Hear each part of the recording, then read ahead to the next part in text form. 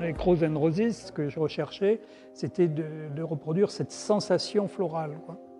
Lorsqu'on débarque dans un champ de roses, il y a cette profusion qui vous envahit, quoi. Et bien évidemment, ça sent la rose, mais aussi ça sent le végétal, ça sent l'air libre, voilà.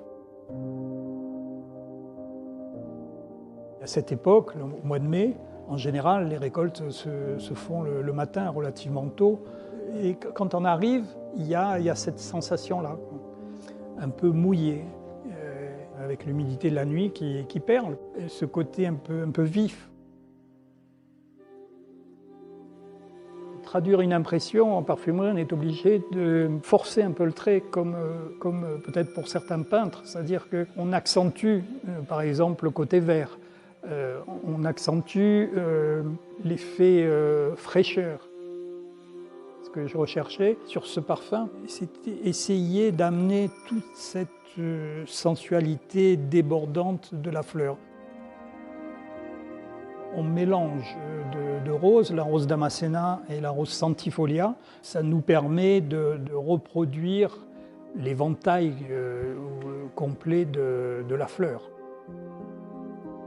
Au-delà du côté olfactif, il y a la couleur, le rose fuchsia, c'est-à-dire le rose des pétales de centifolia.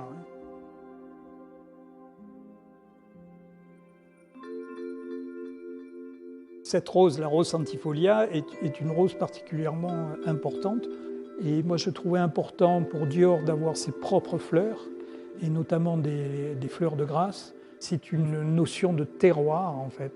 Et l'avantage de Grasse, c'est que c'est un terrain qui est situé entre la mer Méditerranée et ce qu'on appelle, nous, la montagne. Au-delà du terroir, qui est quand même très important, il y a un savoir-faire. Savoir-faire des producteurs, productrices, qui toute l'année soignent, taillent et s'occupent de ces plantations. Le parfum en général et les plantes en particulier sont des histoires humaines.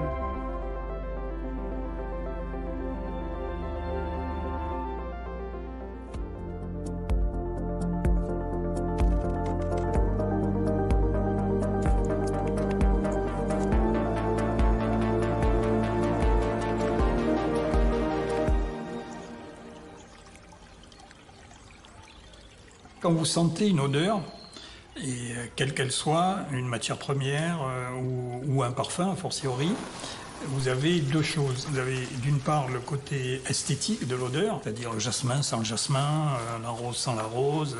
Mais après, il y a une sorte de constance physique qui concerne la volatilité de ce produit-là. Quand on fait un parfum, on doit tenir compte de ça. C'est très difficile, et même entre professionnels, j'allais dire, on a un peu de mal parfois à s'entendre, surtout dans la description des odeurs, parce que ce qui nous joue des tours, c'est la sémantique. On est tous différents et on a tous un ressenti différent, sachant que la mémoire des odeurs est toujours liée à tout ce qui entoure l'odeur, parce que le cerveau, pour garder en mémoire une odeur, finalement, il garde tout ce qui est autour de l'odeur. C'est-à-dire le lieu, les gens, s'il y avait des personnes, la lumière. Une odeur, c'est dans l'air, quoi. Je veux dire, on ne la voit pas et on ne la goûte pas. Donc c'est quelque chose de très abstrait.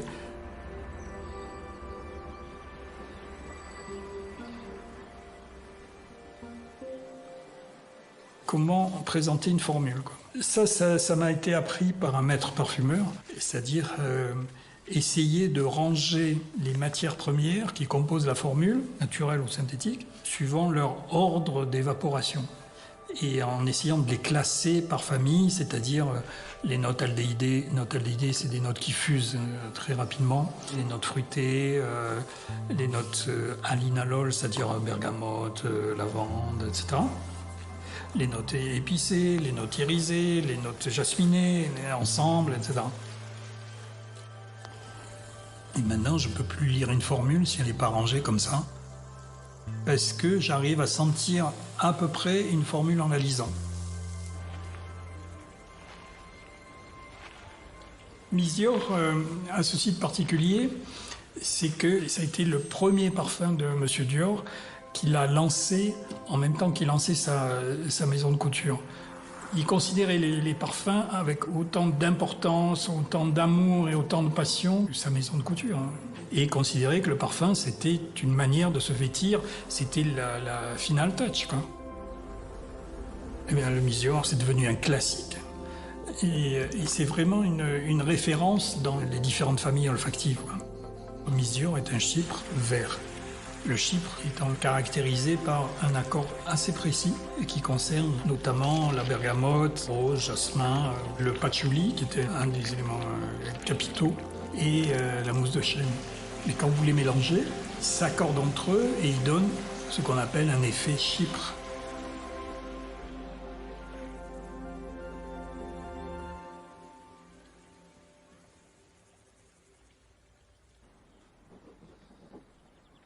Ma première composition, c'était ce qu'on appelle un millefleur. Le millefleur, vous savez, c'est lorsqu'il y a des essais qui sont ratés, on ne les jette pas, et on les met dans une même cuve, donc tout mélangé.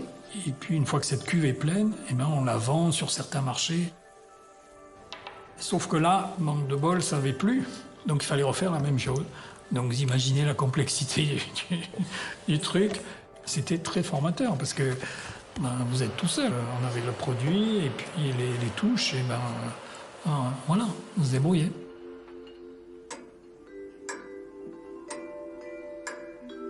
Quand je revenais de boîte, qu'on était en 2 roues à cette époque, on traversait les champs au petit matin, là où le jasmin explose. Et donc c'est de l'émotion.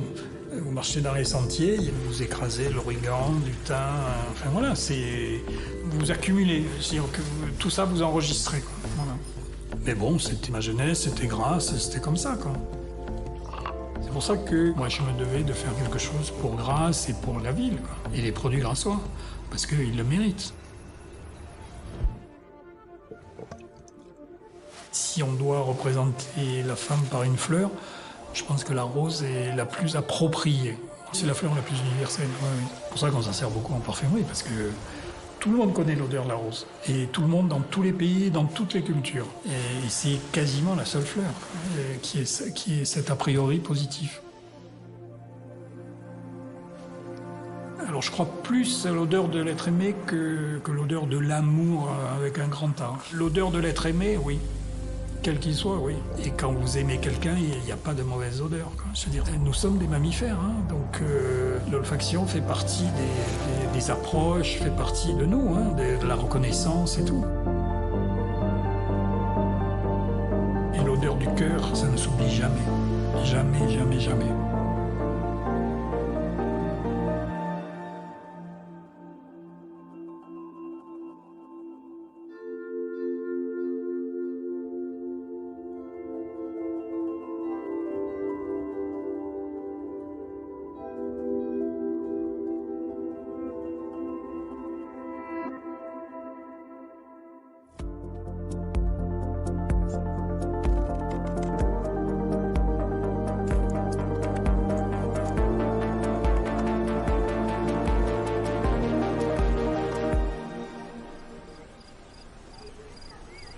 À 4-5 ans, je suis dans les champs avec ma grand-mère, quoi. J'ai mon petit panier, j'ai mon petit sac de roses. Parce que quand on est enfant, on est ravi de faire comme les grands. Mon arrière-grand-mère a commencé donc la production des fleurs à parfum avec ses enfants dans les années 50. Ensuite, mon père a repris l'exploitation avec maman. Et moi, je décide, parce que ça a 20 ans, ça m'intéresse pas du tout les fleurs et la terre. Je décide de partir sur d'autres horizons. Et après quelques années de bureau, quelques années d'enfermement, je décide de reprendre l'exploitation. C'est arrivé, voilà, comme une évidence. C'était le bon moment. On a probablement, quand on est né à Grasse, un lien particulier de toute façon avec les odeurs. En Pays de Grasse, on a toujours cultivé la rose centifolia parce que lorsqu'elle s'épanouit dans ce terroir, elle est unique. Il n'y a pas une rose au monde avec toutes ces notes mielées, ces multiples facettes, ce côté agrumes, poivre, épices, artichaut, cardamome. Tout ça, ça dépend du terroir. C'est comme la vigne. Le terroir a un impact à la fois sur le goût, à la fois sur l'odeur. Et la centifolia, c'est celle qui est cultivée depuis toujours en Pays de Grâce pour la parfumerie. Pour moi, Miss Dior, c'est un parfum éternel. Et je pense que c'est un parfum emblématique. Il a ce côté gourmand, il a ce côté floral gourmand. Miss Dior, je trouve que c'est un parfum léger, heureux, comme les vacances, voilà. Au champ, on n'a pas la même notion du temps. Moi, ce que j'aime, c'est que mon temps n'est plus découpé en heures, en jours, en semaines. Mon temps est découpé en saisons. C'est pas une découpe arbitraire. C'est une découpe logique de ce qui se fait dans la nature. Du coup, c'est moins cartésien, mais c'est aussi moins abstrait.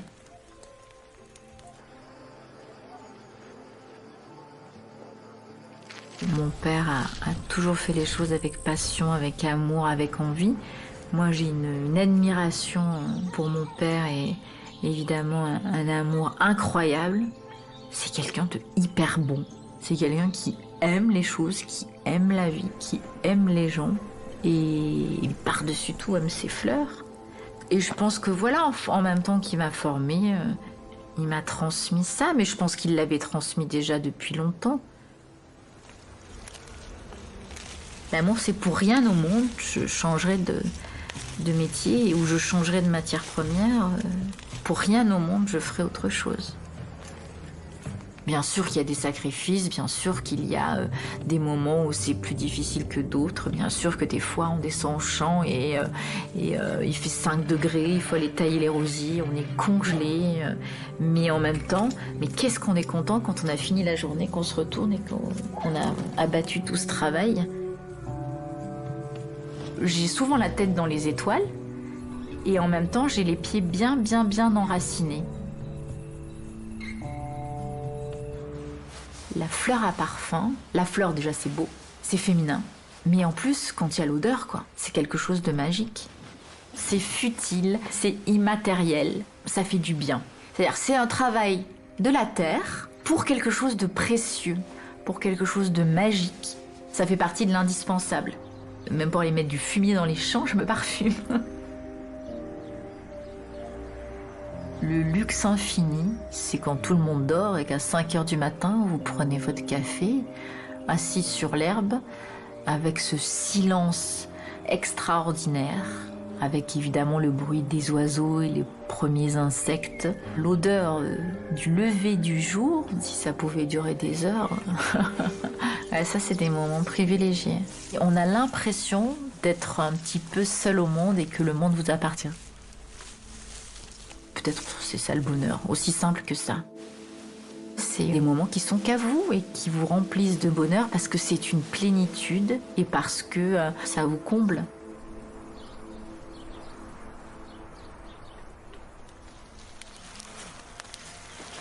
Peut-être que plus j'avance, plus je suis épicurienne. Ces plaisirs des sens, pour moi, c'est vachement important. Et plus j'avance, plus c'est important.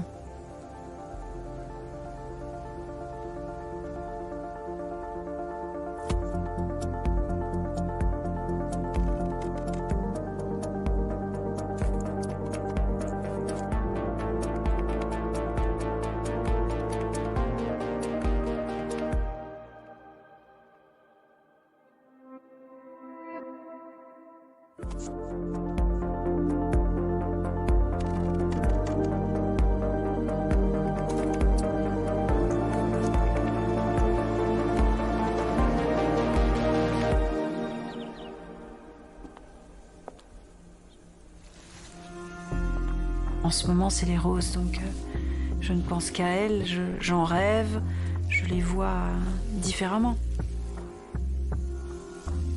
Il ne faut pas oublier que la fleur, c'est l'organe sexuel de la plante et que via sa fleur, ce qu'elle cherche à assurer, c'est sa reproduction. On le voit particulièrement cette année-là. On a une rose qui est rose fuchsia. Elle est grosse et charnue et elle a une odeur, mon Dieu, mais incroyablement forte et concentrée. Quand on a commencé à réfléchir à ce projet avec Rémi, on l'a vraiment fait pour nous. Faire le choix d'un nouveau métier à 40 ans, c'est le faire pleinement. C'est dire ce qu'on a à dire sur ce sujet. Et moi, je mesure bien la chance que j'ai. Non seulement je l'ai choisi, mais en plus, je me le suis inventé. Par amour et par engagement et par conviction. C'est vraiment une histoire à deux. Le Clos de Calian, c'est l'histoire de nous deux. Je pense qu'on a bien trouvé chacun notre place. Et puis Rémi, lui, il a sa façon de manager les gens avec lesquels on travaille qui est bien à lui et qui est assez différente de la mienne. Et ça, finalement, ça marche assez bien aussi. En tout cas, les gens qui viennent cueillir ici reviennent année après année, donc j'imagine que ça doit leur plaire.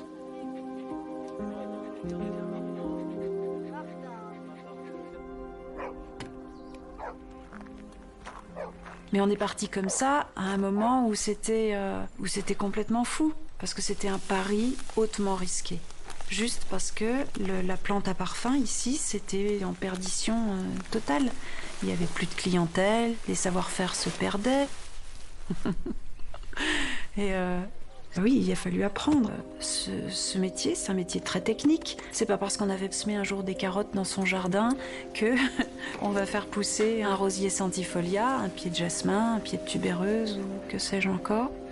Il y avait une ambition derrière qui était folle. Et un jour, j'ai rencontré François de Machy. Et en 2013, on signait un contrat ensemble et je lui vendais ma première production. Ce que j'associerais, moi, à ma rose, c'est énormément de fraîcheur. Elle est là au mois de mai, quand les températures sont encore fraîches.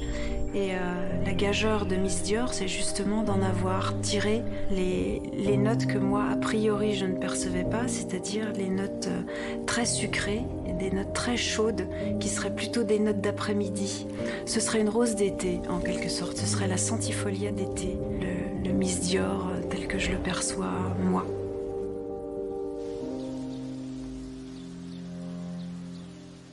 Je sais aujourd'hui, vraiment, que ce qui m'a plu dans la plante à parfum, c'est bien le lien entre les choses de la terre et la dimension esthétique des fleurs et de l'industrie du parfum. On produit un truc, a priori, totalement inutile. Mais qui l'est pas, au fond, bien sûr. C'est ça le luxe, en fait. C'est justement le fait de porter l'esthétique au plus haut point, quoi. Donc d'être foncièrement homme à ce moment-là.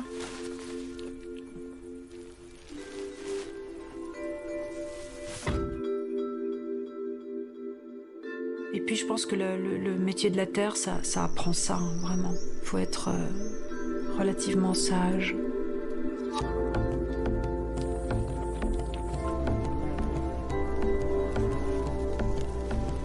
Finalement, les choses ont pris une telle dimension maintenant, je me dis que c'est quelque chose à transmettre, c'est pas quelque chose qui doit disparaître comme ça, c'est quelque chose qui a une vraie valeur. Et du coup, je me mets à lorgner un peu du côté de ma fille. Elle est une ambassadrice extraordinaire du Clos de Calian et elle ne rate jamais une cueillette.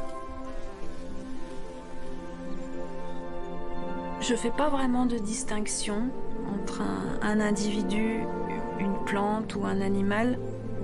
Pour moi, il n'y a pas vraiment de différence.